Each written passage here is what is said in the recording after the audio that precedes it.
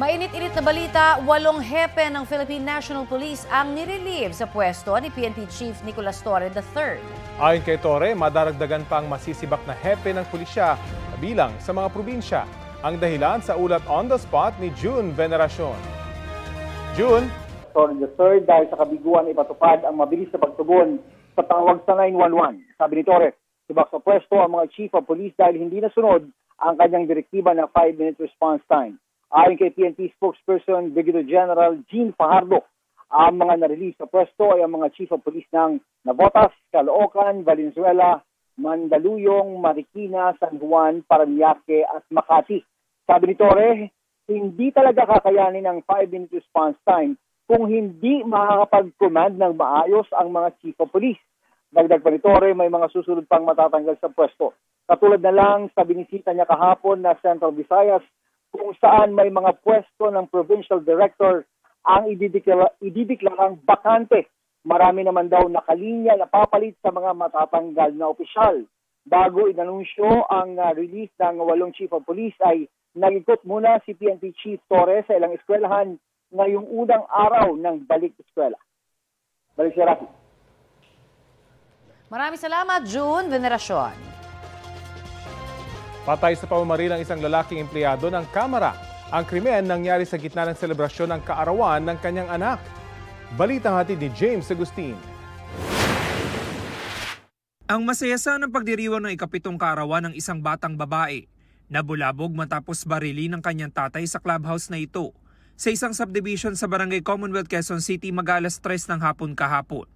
Naisugod pa sa ospital ang 63 taong gulang na biktima.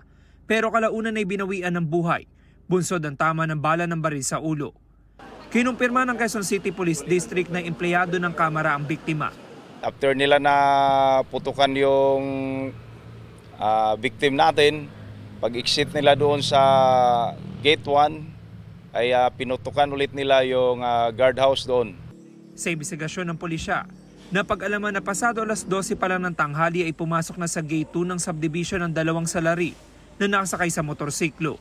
Sa initial na investigasyon po namin ay well-planned itong krimen na ito. Talagang pinag-aralan nila ng maigi itong lugar, kaya gumamit sila ng peking ID and iniwan po nila ito nung umiskapo na po sila. Inaalam pa ng pulisya ang posibleng motibo sa krimen. Hawak na rin nila ang makakuha ng CCTV cameras ng subdivision. Meron po tayong possible na identify na motibo, persons of interest, but right now ongoing pa po ang ating backtracking at ang ating investigasyon. Nakuha ang 2 basyon ng bala sa pinangyarihan ng pamamaril. Nagkasana ng manhunt operations ang QCPD para mahuli ang mga salarin. James Agustin, nagbabalita para sa GMA Integrated News. Nagpaabot ng pakikiramay si House Speaker Martin Romualdez sa mga naulila ng pinatay na empleyado. Kinundin na rin ng Kamara ang pagpatay sa kanya. Samantala nabulabog po ang mga taga-barangay Nunukan sa Cebu, Tawi-Tawi dahil sa isang buhawi.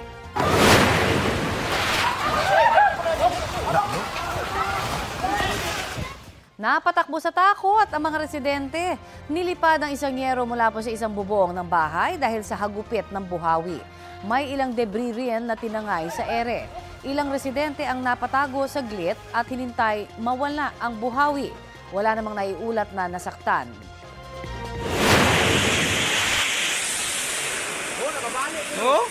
Magkahalong ulan at yelo o hail naman ang naranasan sa barangay Malasila sa Makilala, Cotabato. Sinabayan din po yan ng malalakas na bayo ng hangin. Nasira tuloy ang ilang puno. Binaha naman ang ilang lugar sa barangay Ahong sa Sibulan, Negros Oriental dulot ng malakas na pag-ulan. Nagpasaklolo na ang ilang residente na na-trap sa kanilang mga bahay. Stranded ang ilang motorista sa ilang binahang kalsada. Humupa rin po ang baha kalaunan. Ngayong unang araw ng balik eskwela, nakataas ang thunderstorm watch dito sa Metro Manila. Ayon sa Pag-asa, apektado rin ang Bulacan, Rizal, Laguna at Cavite. Tatagal hanggang alas 10 mamayang gabi ang nasabing babala. Posible rin ang mga local thunderstorms sa ilan pang bahagi ng Luzon. May mga panandaliang ulan din sa Visayas, Bicol Region, Cagayan Valley, Aurora at Quezon na dala naman ng mainit na easterlies. Higit namang mataas ang tsansa ng ulan sa Mindanao dahil sa Intertropical Convergence Zone.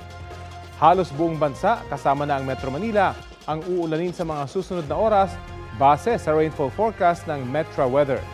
Posible ang heavy to intense rain sa ilang lugar na maaaring magdulot ng baha o landslide.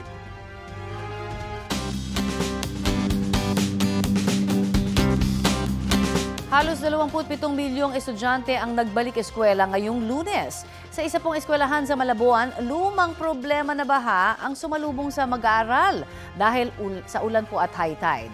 Balitang hatid ni Bea Pinlac. First day of school. Excited ang grade 3 student na si Blessy. Makatapos po agad ng school. Para po makatulong agad sa magulang. Maaga siyang hinatid ng kanyang nanay ngayong umaga. Ang sumalubong sa kanila, kaunting baha sa labas ng paaralan matapos mag-pump sa kalsada ang tauhan ng Malabon Elementary School ng bahang naipon mula sa loob ng paaralan. Ang paalala ng nanay ni Blessy sa kanya, antayin niyo lang ako, huwag siyang lulusong, basta wag dahan-dahan sa paglalakad, baka mamaya madulas eh. ang ilang magulang na naghatid ng anak, nangangamba rin lalo't tag-ulan na ngayon. Minsan pinapahatid ko siya sa papa niya, nag-i-trike lang. Kasi mas malaki yung baha dito sa may ani. Minsan hanggang dito siya sa may tuhod. Sasabihan ko po pag naulan, maglalabas, antayin kung sino susundo sa kanya. Pagtitiyak naman ng pamunuan ng paaralan, hindi makakaapekto sa pag-aaral ng mga bata ang baha. Yung area po na may baha ay may tubig dyan, ay hindi naman po dyan pumupunta yung mga bata. At saka yung area niyan, may daanan po yung mga bata namin na papunta dun sa classroom. Yung mga classroom po hindi affected kapag nagkakaroon po ng pagbaha. Meron din silang ginagamit na submersible pumping equipment para ma-manage ang baha. At tumatalima daw sila sa class suspension na ipinapatupad ng Malabon LGU. Nagsagawa ng pre-opening of classes sa paaralan nitong Biyernes para sa 3,200 mag-aaral. Inaasahan pang tataas ang bilang ng enrollees ngayong taon. Ngayon sigurado lahat ng bata na naka-enroll last year ay papasok na silang lahat 100%. Nag-a-accept pa po kami ng mga enrollees, mga transferred in. Yan po, galing sa mga ibang paaralan. Hanggang next week, pwede pa po kami magtanggap. Ngayong araw hanggang bukas, sasailalim sa reading and math assessment ang mga mag-aaral para malaman kung sino-sino yung bibigyan ng libreng intervention program ng paaralan. Bea Pinlac, nagbabalita para sa GMA Integrated News. Kasabay ng pagbabukas ng klase, nagkilos protesta ang Alliance of Concerned Teachers o ACT Teachers sa Mendiola sa Maynila. Kasama sa kanilang panawagan sa Department of Education ang mas mataas na sahod ng mga guro, karagdagang classrooms, at maging sapat at updated ang mga gamit sa pagtuturo at pag-aaral. Mag-iikot daw ang ACT Teachers para obserbahan ang iba pang problemang hinaharap ng ilang pang eskwelahan ngayong unang araw ng pasukan. Sabi ng DepEd, matagal ng problema ang kakulangan sa mga classroom na tuloy-tuloy rin daw namang tinutugunan.